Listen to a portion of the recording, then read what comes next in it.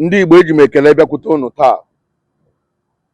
Ejikwa m obi ịlọ mmiri na obi iwe wee bịakwute unu ihe gbasara enweghị nchekwa nke anyị nwere n'ala Igbo. Ọ bụrụgo arụ gbara afọ ọ wụọla omenala. Ọ bụ ihe na-eme na asị onye ekwukwere onye kwue achụwa ya. Ọ bụ onye mmadụ ga-amacha anyị macha asị agbụsị na-agba mmadụ nọ na akpa efe ya mana akpọkwala aha na ọwa agbụsị gbara gị. Ihe na-eme n'ala Igbo bụ ụzọ ọnọdụ anyị hụrụ nwa ya bụ gị na-ahụ ekwukwele gị kwuo gị fuo. Mana ka m gwu na eziokwu, ebe onye na-eme eme jụrụ si aga akwụsị ime, onye ga-ekwu ekwe akwụsịkwala ikwu. Ofu ụbọchị ka a mụrụ mmadụ, ofu ụbọchị ka mmadụ ga-anwụkwa. Ma mara na mgbe niile bụ nke onye ori, ọkwa n'ofu ụbọchị nke onye nwe ụlọ. E nwere akụkọ m ga-akọrọ gị ihe gbasara ka m gwa gị ihe nji wee kọwaa ihe na-eme n'ala Igbo. Ofu nwoke nọ nwere ogige ya, ọ bụ eze ka ọ bụ. Mgbe o nwere eze, ya chọpụta na oke na-akpa ike n'obodo ọ na-achịkọta. Oke na-abịa erichasị ihe ndị mmadụ. Oke pụtara ụlọ ọbụla, every house in that community, oke na-aba ya na-eri. And oke ndị a na-ewe iwe si na ha kwesịrị ịghọ mmadụ, na ha kwesịrị ịghọ mmadụ, mana duto ha oge ha ga na-eche ihe amaghị ihe merenụ. Ụmụ ndị ọzọ ha ahụzi na nwere ndị ghọrọ mmadụ, na ndị ghọrọ mmadụ na ha ga-erigide ha, rituo ha n'ala, ha richa ihe ha erie ozu ha ka ha nwee ike wee nara ha obodo ha, na ọnwa ahụ kwesịrị inwe obodo ahụ ndị ụmụ mmadụ mere ọkụpai. Gịnị ka onye nze na-achị obodo a mere? Ya wee tinye ya ga-azụta pusi kad, ka pusi kad nyere ya aka ka a na-atagbuchi oke. Mgbe a zụtara pusi, ya ebido zụchaa ha, nye ha trenin dị special. Ifeadị ya kwuo okwu, pusi kad na anwụ, pusi kad abịakwa na-ekwu okwu, na-akọwakwa ihe ọ bụla ọ kọwara gị mara na ọnwe mmadụ gị ma ihe ọ na-ekwu, ya na-enwe uwe ha ji na kọmuniketi. Oke ruzere agwazie pusi kad, ngwa biko nwudewere anyị oke mgbe ọbụla ị hụrụ ya. Pussycat saw it, that is why we are made. Equipment niile Pussycat nidiri iji wee na-eche obodo ka oke hapụ ịbịa tara obodo, enyere ya Pussycat. Ya ejide the Pussycat, ya ejidekwana ya. Mana otu ihe mere, anyị chọpụtakwara ọpọ na enwere Pussycat n'obodo ahụ, oke ka na-abịakwa na-eri ihe. Ụfọdụ Pussycat atọnụzie bụrụzie broadcaster, bụrụzie announcer, bụrụzie radio without battery, that every time Pussycat ga-abịa ya gwa onye nwe ụlọ, zụtakwara m ihe m na-eri, zụtakwara m ihe ka rie, zụtara m mmanya ọkụ, zụtara m ole ahịa bobo, anyị nidikwere m ọbụla dị energy drink, zụtachara m ihe ndị a niile, enidiri m ya ka ahụ chie m ike, ka nwee ike wee chee nche mụrụ anya abalị, zụtakwara m kọfị, ihe ọbụla ya na-edimand azụtara ya, wetere ya ka o ji wee mụrụ anya wee chekwaa mgbe oke ga-abịa. Ọpọdụ ihe ndị anyị na-azụtakwara ya, emechakwa oke abịakwa bịa na-eri ihe. Akpọọ ya mitin, si enyi ya ka otu ị na-eche ịma mgbe ndị oke na-abịa, ọgwụ a ga-eme ya announce, gwa anyị ihe ị chọrọ, enye gị ya, ihe eto oke abịakwa rikwe ihe ndị mmadụ. What is happening? Ya sị well, na ihe ndị a zụtara ya gwụrụ agwụ, ihe ndị ọ ga-akọrọ otu story. Ọrụ anyị chọpụtaziri na oke mgbe ụfọdụ aga cheke oke si na for some time unu bịa kpọta busi na ya gbaala ọsọ n'obodo ahụ, na ya na-eche mgbe busi ga-apụ ka ya na-eme ga-abata. Mana dịka a na-anụ na oke si na ya anaghị anọsụ na-abịazi, mana aka na-esukwa ihe, aka na-agbagbukwe, aka na-alakwa ihe n'iyi, aka na-erikwa ihe ndị ụmụ mmadụ. Wee chọpụta na oke ihe pusi na-emewu, ọ bụ na oke bịa jee bịa, pusi aga na-erida azụ ya rie, ya sị na ọwa oke bịara. Mgbe ahụ na-eme announcement na oke ga-abịa this time, ọ ya nwa plan na ị ga-rie azụ n'obodo ahụ, ya zụricha ndị azụ na that family, ya richee ya agbafuo, ya sị gị na pusi abịala, na ya sị gị na oke abịara bịa rie.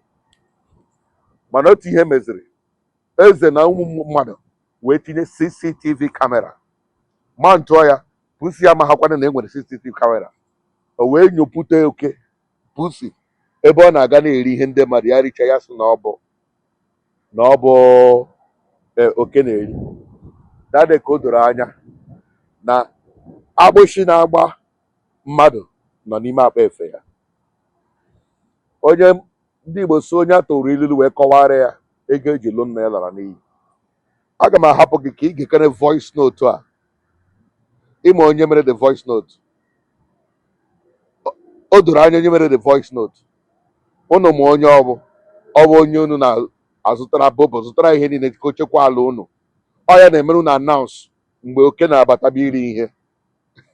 Ị ga-echazi ya gị were ire gụọ eze gị ọnụ tutu marịtuo kwuche okwu. Oke, gechaa the voice note unu gechazie ya unu ga-anụ ihe m ga-gee ya.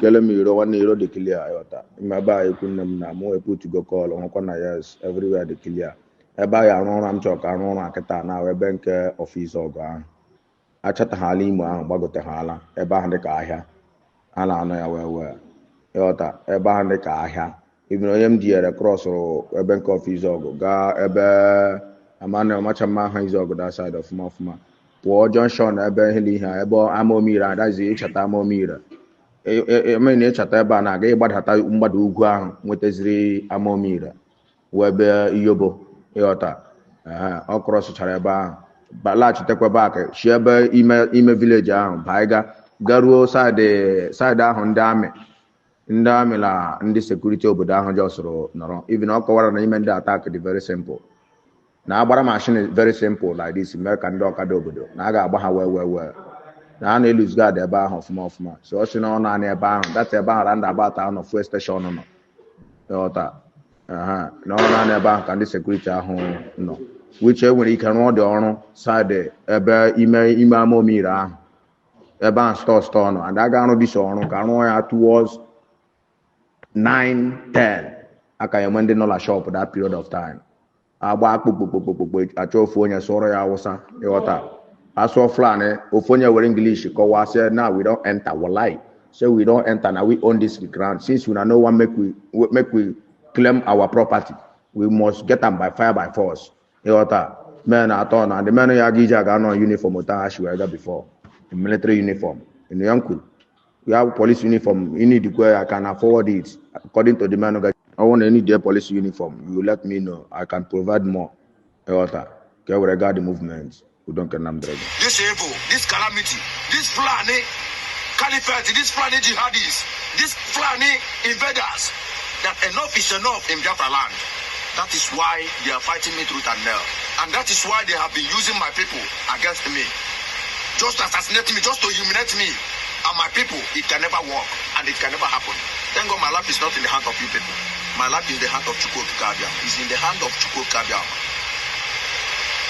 So please and please, join us on Fuma before I may here. The voice has been trending all over the area, all over the world. It has been trending because of voice in Janto. It made it clearly. Thank God it has no date. The voice, I dropped it and I said yes, I dropped the voice. The voice was dropped since last year during the time that my man has a problem in Arondizog.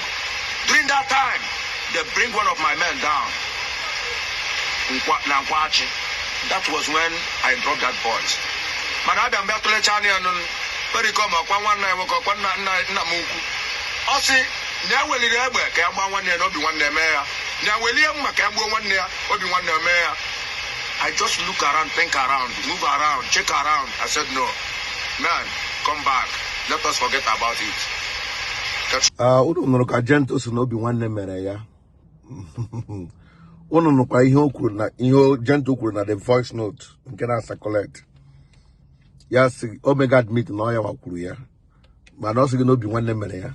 But the action was carried. Agakwara no around this ogo. Agbara ndị ahụ egburu ha.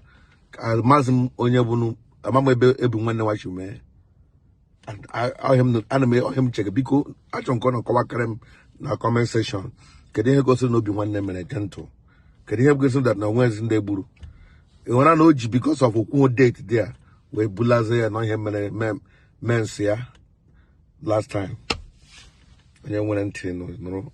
But you went here, cover one here. But the help of the mother, whatever you love, you must attract. Whatever you cover, we keep you, we be with you.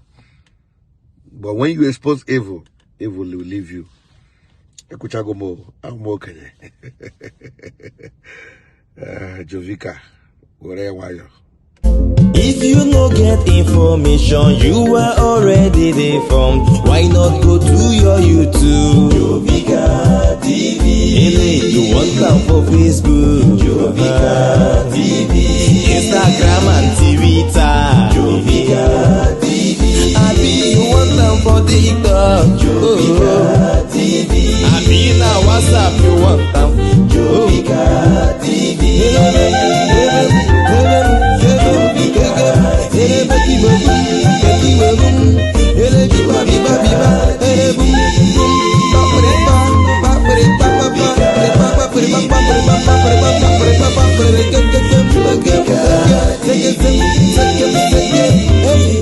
Jovika TV, poised to reach you with the truth.